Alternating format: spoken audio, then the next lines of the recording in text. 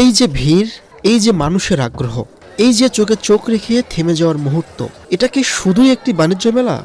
না, এটা গল্প। মানুষ বদলে যাওয়ার গল্প, ভুল থেকে ফিরে আসার গল্প, কারাগারের দেয়ালের জন্ম নেয়া স্বপ্নের গল্প। ঢাকা আন্তর্জাতিক বাণিজ্য মেলায় দর্শনার্থীদের আগ্রহের কেন্দ্রবিন্দুতে এখন বাংলাদেশ কারা অধিদপ্তরের এই স্টল। এখানে সাজানো পণ্যগুলো শুধু কাঠ, কাপড় বা সুতো দিয়ে তৈরি নয়, এর প্রতিটা জিনিসে জড়িয়ে আছে অনুশোচনা, পরিশ্রম আর নতুন করে মানুষ হয়ে ওঠার প্রত্যয়। এটা শুধু ব্যবসা নয়, এটা মানবিক উদ্যোগ। কয়েদিদের প্রশিক্ষণ দিয়ে দক্ষ করে তোলা, আর তারা যে পণ্য তৈরি করে তার বিক্রির অর্ধেক একটি অংশ তাদের নিজস্ব নামে জমা রাখা হয়, যা দিয়ে কয়েদিদের জীবনে অন্ধকার থেকে এখন জ্বলে উঠছে দক্ষতার আলো।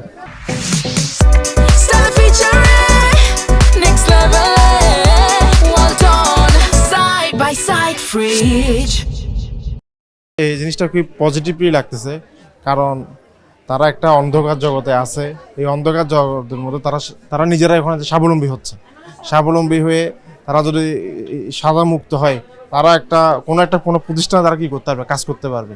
আর আর আর হচ্ছে তাদের এই সময়টা এমনি নষ্ট হচ্ছে না, তাদের সময়টা একটা ভালো একটা কাজের মধ্যে সময়টা অতিবাহিত হচ্ছে। এর মধ্যে দেশেরও উপকার হচ্ছে আর ওদেরও কি হচ্ছে, উপকার হচ্ছে। মনে করি যে এখানে যারা আসবে তারা অবশ্যই অন্যান্য পণ্য কেনার পাশাপাশি কারাগারের পণ্যগুলো কেনা উচিত। কেন উচিত? ফলে এখানে যারা আসলে কয়েদি বা হাজতি যাই বলি না কেন, তারা আমাদেরই সমাজেরই একটা অংশ, আমাদেরই কারো ভাই কারো বোন। তারা অনেক কষ্ট করে এটা করে, হয়তো ওইখান থেকে কিছু টাকা পায়।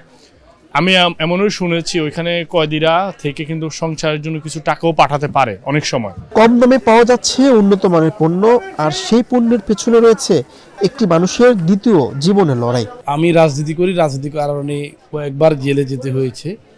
তখন দেখতাম যারা কয়েদি কিংবা বিডিআর বন্দী ছিল, তারা নিজ হাতে এই জিনিসগুলা ভিতরে বানাচ্ছে, এবং কি আমরা যারা সাধারণ কয়েদি ভিতরে যেতাম তাদের কাছে এসে এরা বিক্রি করতো খুচরা। আমরা অনেক সময় জেল বের হওয়ার সময় অনেক জিনিস পরিবারের জন্য নিয়ে আসতাম। বন্দীদের দক্ষ মানব সম্পদে রূপান্তরের লক্ষ্যে নিয়মিত দেয়া হচ্ছে কারিগরি প্রশিক্ষণ। এই উদ্যোগ অপরাধ প্রবণতা কমাতে সহায়ক, একই সঙ্গে কয়েদিদের গড়ে তুলছে আত্মনির্ভরশীল বলে জানান কারা কর্তৃপক্ষ।